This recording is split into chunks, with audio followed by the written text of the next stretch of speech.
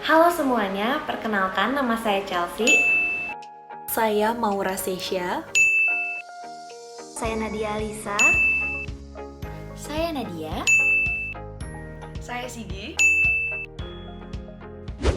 Di video ini kami akan membahas salah satu kasus krisis komunikasi yang terjadi pada badan usaha milik negara, yaitu PT Pertamina Persero, khususnya yang bergerak di bidang energi.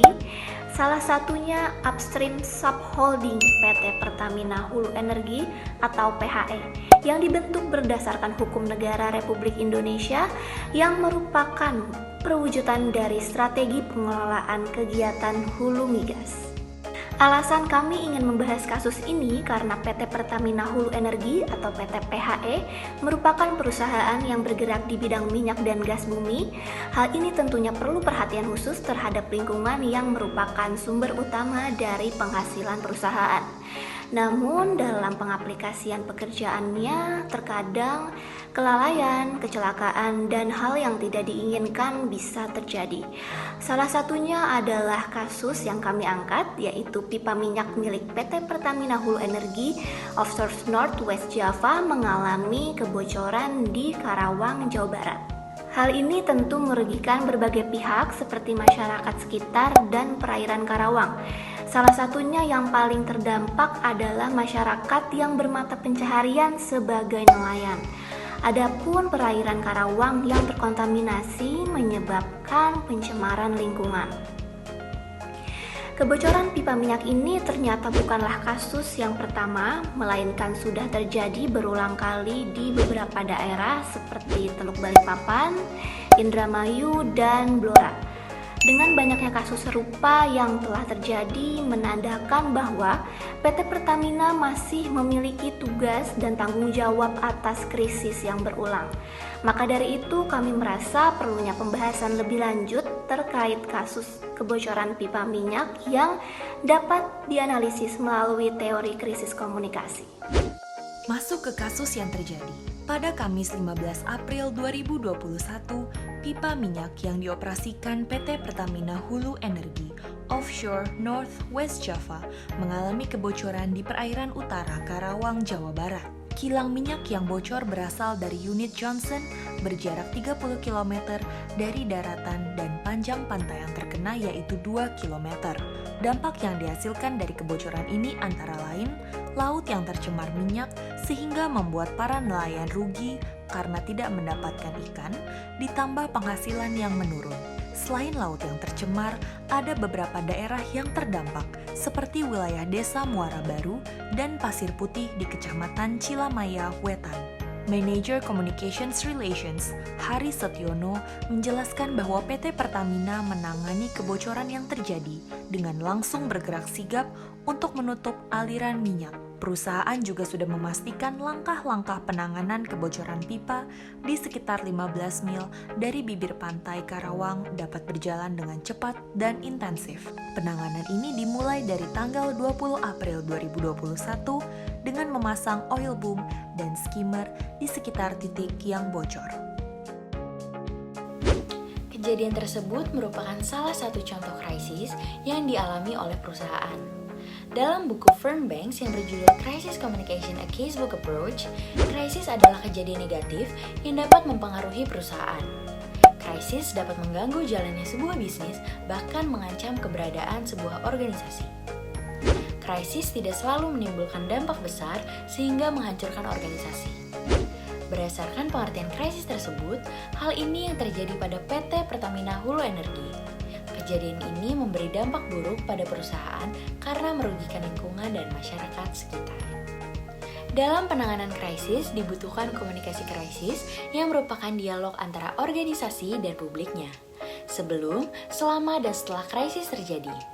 Dialog tersebut difokuskan untuk merinci strategi yang bertujuan meminimalisir kerusakan citra dari organisasi. Berdasarkan pengertian ini, PT PHE ONWJ sudah melakukan komunikasi krisis sebagaimana mestinya. Pada sebelum krisis terjadi, perusahaan membentuk sebuah tim komunikasi krisis guna mempersiapkan apa saja yang harus dilakukan perusahaan jika krisis menimpa. Selama krisis berlangsung, perusahaan secara sigap memberikan respon kepada publik melalui Manager Communication Relations. Respon yang diberikan yaitu terkait informasi terkini tentang apa saja kegiatan yang dilakukan perusahaan untuk menangani kebocoran yang terjadi. Setelah krisis selesai, PT PHE ONWJ menginformasikan kepada publik melalui media bahwa perusahaan telah bertanggung jawab dan menyelesaikan permasalahan ini. Selain itu, perusahaan juga memberikan kompensasi kepada publik yang dirugikan. Dari kasus tersebut, kita bisa analisis menggunakan salah satu teori dari crisis communication, yaitu image restoration theory atau teori pemulihan citra.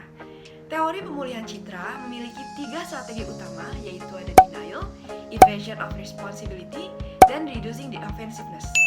Dalam kasus PT PHE, perusahaan menggunakan strategi reducing offensiveness yang berarti meyakinkan publik bahwa kejadian ini bukanlah hal yang serius. Terdapat 3 strategi dalam reducing the offensiveness yang digunakan PT PHE dalam merespon krisis, yaitu mortification, compensation, dan corrective action. Strategi mortification dalam kasus ini, PT PHE mengaku bahwa minyak yang tumpah ke dalam perairan Pantai Karawang memang berasal dari pipa yang dimiliki oleh PT PHE. Kedua adalah strategi compensation. Dirjen Pengelolaan Ruang Laut, Hairul Rahayu, meminta pihak PT PHE untuk memberikan bantuan kepada warga yang terdampak oleh tumpahan minyak. Terakhir adalah strategi corrective action. PT PHE melakukan leak test yang dipantau oleh Remote Operative Vehicle dan dipantau menggunakan kapal. Ditambah lagi, melakukan patroli rutin terhadap fasilitas aset yang ada. Menurut kami, strategi yang paling sering digunakan oleh PT PHE adalah strategi corrective action. Kami bisa melihat bahwa PT PHE berusaha melindungi citanya. Kritik yang ingin kami sampaikan adalah, menurut kelompok kami, PT PHE hanya fokus pada pemberitaan mengenai kegiatan-kegiatan yang mereka lakukan, seperti memperbaiki pipa dan membersihkan sisa kebocoran minyak saja. Namun, PT PHE tidak memberikan permintaan maaf kepada pihak-pihak yang dirugikan, seperti nelayan dan juga penduduk sekitar. Menurut kami, seharusnya PT PHE memberikan permintaan maaf terlebih dahulu sebelum fokus kepada perbaikan. Nelayan dan penduduk sekitar sangat dirugikan dengan adanya krisis ini, sehingga akan lebih baik apabila Pertamina melakukan pertanggungjawabannya melalui permintaan maaf dengan tulus untuk menunjukkan adanya rasa simpati terhadap pihak-pihak yang dirugikan. Saran yang dapat kami sampaikan terkait kasus ini, yang pertama, upaya PT PHE dalam menyelesaikan kasus ini dapat dilakukan dengan membuat sebuah kegiatan yang berhubungan dengan laut, seperti mengadakan kampanye lindungi laut. Contohnya, kampanye ini bertujuan untuk menjaga laut tetap bersih dari sampah, melindungi dan juga melestarikan sumber daya biota laut serta ekosistemnya. Yang kedua, Pertamina dapat melakukan pengecekan pipa dan alat lainnya yang dapat mengakibatkan kebocoran minyak itu secara berkala untuk meminimalisir kejadian serupa di kemudian hari. Sekian video dari kelompok kami, terima kasih.